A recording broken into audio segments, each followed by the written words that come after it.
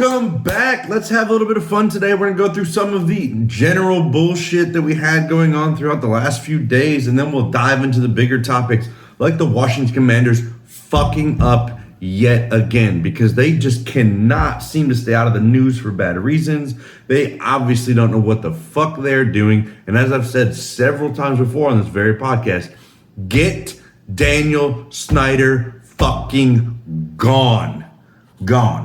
He's got to go. I mean, he's a fucking idiot. It is ridiculous. This shit is stupid.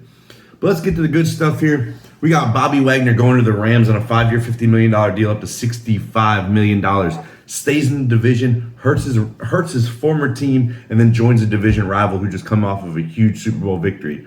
That is big news for them in the Rams. They get themselves a hell of a linebacker at what a lot of people say is an overpaid price. I disagree. I feel like that's kind of fair market value for a linebacker of his caliber, even at his age. Marlon Mack going to Houston so he can go join their lack of talent pool, but likely find himself in a prominent role. He wasn't playing in Indianapolis. I mean, Jonathan Taylor's there. Doesn't matter. Colin Kaepernick held a throwing event at the University of Michigan. He is open to a backup role. Did not see much about. I mean, I saw little bits here and there, but I did not catch many of the notes about it. Apparently, it looked pretty good. Was throwing to University of Michigan wide receivers. Hoping for a backup role. Feels like he can help a team, even in that backup role. See if anybody gives him a shot. So far, no clicks. Miami and Xavier Howard, 5-year, $50 million extension. They lock up their lockdown corner. The only scenario they really had that they could do. I mean, you have to be fucking stupid. You're either going to get rid of the dude, like most people have done this offseason, is that, hey, I'm not going to pay you. See ya. Fuck out of town. But that's not the case with Xavier Howard. Miami locks him up for 5 more years. Patriots trade for Devontae Parker. They get Devontae Parker in this year's 5th round pick. They trade Miami next year's 3rd round pick. You trade Devontae Parker in the division. So, as fate would have it, Miami trading New England wide receivers has not worked out well for them. It has happened a few times, the most notably Wes Welker going from Miami to New England to become a fucking star receiver. So let's go ahead and trade Devontae Parker to New England so he can potentially become a star receiver, which he kind of was. He kind of just had that inconsistent role, a little bit of injuries, a little bit of everything else going on. Hopefully he can put it all together with New England and Mac Jones, and they can have a phenomenal season together. Frank Gore signing a 1-day contract with the San Francisco 49ers to retire as a 49er.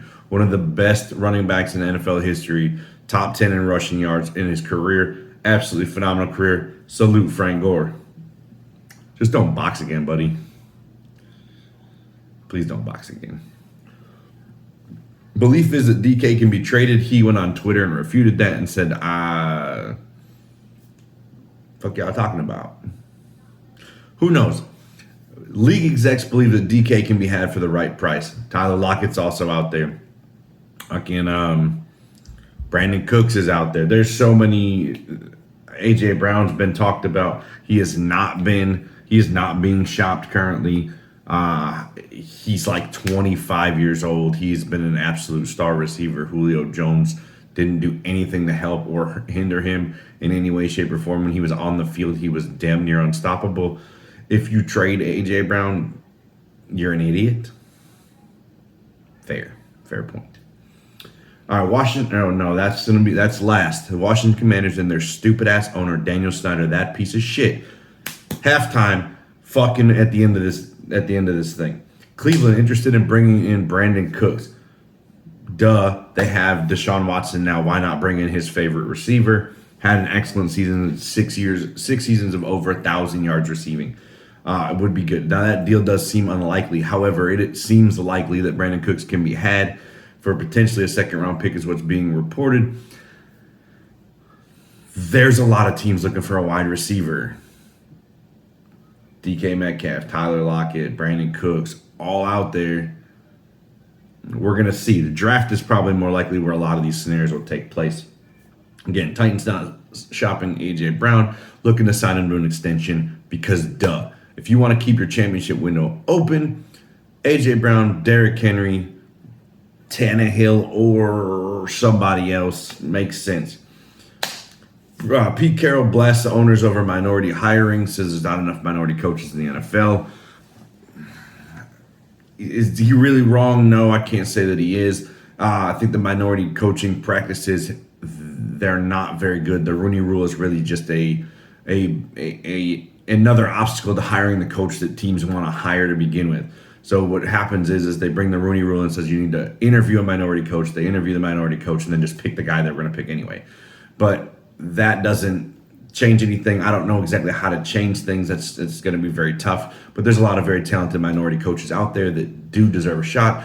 Namely, in which I've said this 1,000 times and I've yelled at you and stared at you and pointed and cussed and thrown things. Byron fucking Leftwich. So I'm going to say it again for the people in the back. Byron Leftwich will be a head coach, and he should be a head coach next year. He'll have 3 years under his belt with Tom Brady as his quarterback, which means that this motherfucker not only is really good at what he does, but he'll be even better because he's learning from one of the best quarterbacks who was under one of the best coaches ever in Bill Belichick to learn from. So, Byron Leftwich should be a head coach next year. Eric Bieniemy should have already had his damn shot. The fact that he hasn't gotten a shot to me is still shocking and bullshit. But Pete Carroll does kind of have a point on that.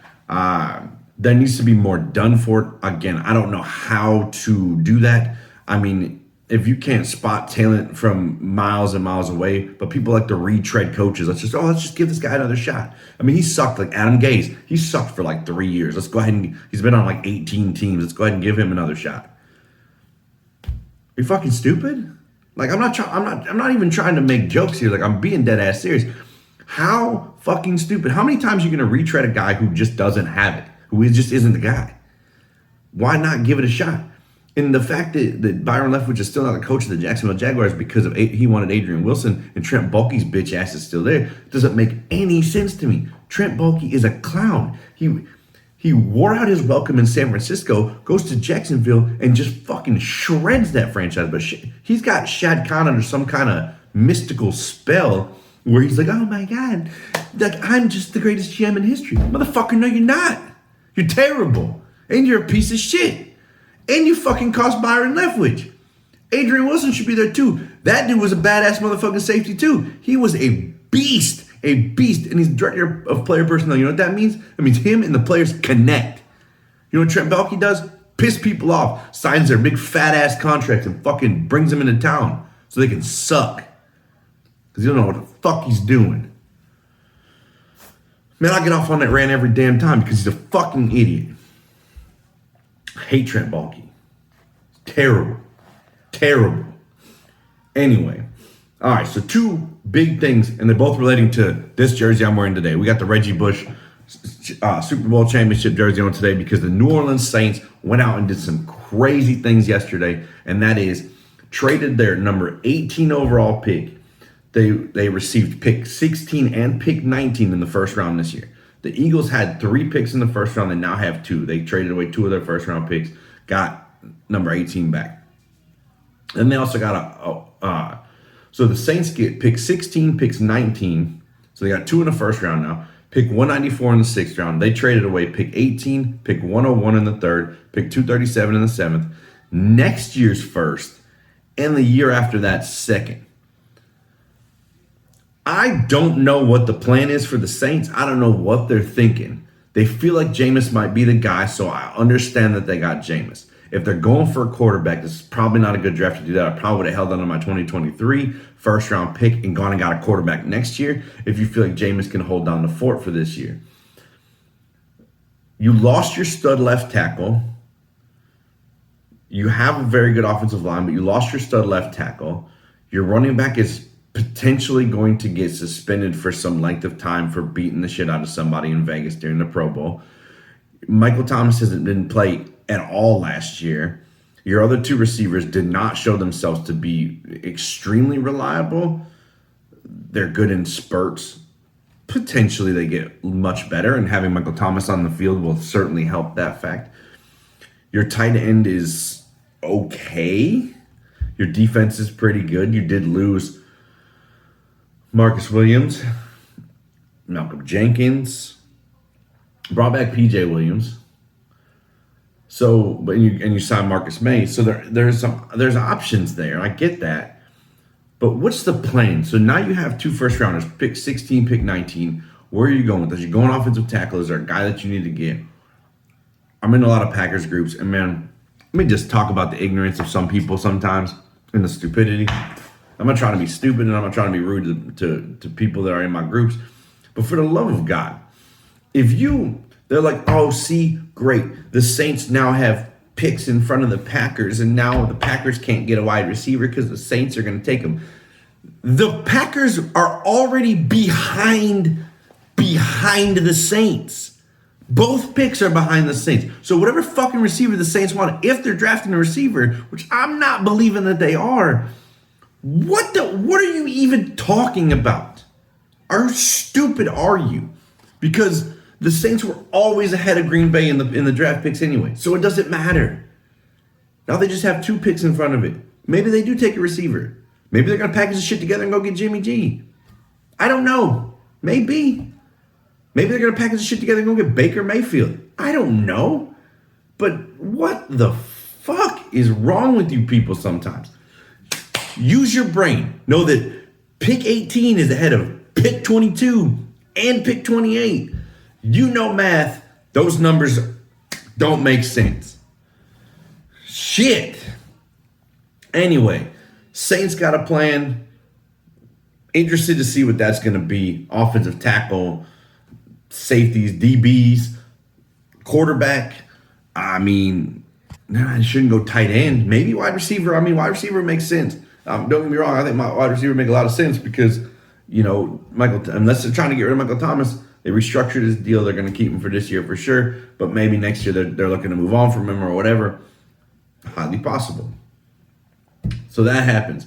Eagles, they've had two first round picks in, this will be the third next year will be the third consecutive or fourth consecutive draft. They have 2 first round picks. Eagles are doing it right.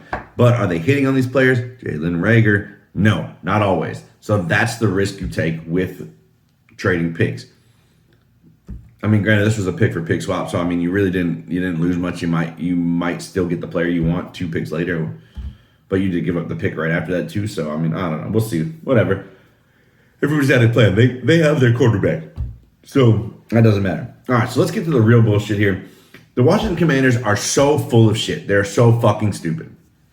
And I sit here and I tell you this because not only because I already know how stupid they are, because they've been stupid over and over and over again. They continue to do dumb shit.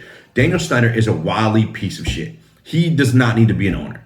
And whatever protection they have against him to keep him as the owner is stupid. And I have a feeling they're not just protecting him, they're protecting several owners who've also said really incredibly hateful and disgusting shit. But what they don't understand is that Daniel Snyder is a greedy, sneaky, snake, gross, fucking garbage ass human being. Because not only did he, potentially sexually harass women and allow that in his facility over and over and over and over and over again, and he proceeded to request the cuts of videos when they were taking videos of their cheerleaders changing and shit for their photo shoots, which is disturbing in its own right for your fucking owner to request that shit from your fucking employees. It's disgusting and despicable in any way, shape, or form whatsoever. But not only is he that gigantic of a piece of shit, but now he's withholding visiting teams' ticket revenue so that they don't have to give them the share of the pot that they deserve. So basically, what I'm saying is so your team comes in, let's say Atlanta comes into fucking Washington and they play their game. So Daniel Snyder is basically taking 30% off the top and be like, listen, oh man, our instead of $100,000, our ticket revenue was only $70,000 for ticket revenue. So now we're gonna split that that $70,000 instead of $100,000. So this fucker's already profited 30%. So he's being a real piece of shit. And then he takes that and he's like, oh, we split it our 55, 45 or whatever the splits are. I don't know any of those numbers, but I'm just doing this for easy math. So he's literally cutting a section off the top and then turning around and being like, oh yeah, well guess what? The IRS found out. So that's not going to work out well for his stupid ass because yet again, this fraudulent scumbag piece of shit is fucking other people up and he's fucking up potentially small market teams. For example, Green Bay. Green Bay's in a very small market. They're a market that doesn't attract very high levels. They're a market that doesn't make nearly as the amount of money as other teams in large markets like New York and California and stuff does. So he is being a fucking greedy piece of human dog shit. Human dog shit. And what does he fucking do with that? He's taking that money and fucking hiding it for himself, adding that profit to his bottom line because that's what scumbag pieces of shit do. Good for fucking him. You know what? Fuck you, Daniel Snyder. Fuck you. You are a scumbag piece of shit. You should not be an owner. Roger Goodell, get off your ass and do something about it. You have to bring the hammer down on this piece of shit. He should not be their owner. He is fucked up left and right. He continues to fuck up. He's done despicable, disgusting things. And on top of that, he's a fucking thief. Fuck you, Daniel Snyder. You've got to go. You've got to go. This is not just coming in hot today. This is coming out hot because right now I come in nice and slow and I'm fucking blowing the doors off on the outside because this is bullshit. The fact that Daniel Snyder continues to get away with this bullshit for the last 2 years, probably for the last fucking 12 years. Who knows how long he's been doing this bullshit for? Fuck this dude. He has got to go. Sell the fucking team. Your wife is probably in on this shit too because when Daniel Snyder wasn't running the team, his wife was. Yeah, we're all fucking stupid here. Come on now. Like, get the fuck out of here. You act like he was like, oh, well, I wasn't running the team. I wasn't part of day-to-day operations. I'm innocent Daniel Snyder, the scumbag piece of shit. No, the fuck you weren't. You're a scumbag. Scumbag. Daniel Snyder is a scumbag. He needs to sell the team. Goodell, you're up.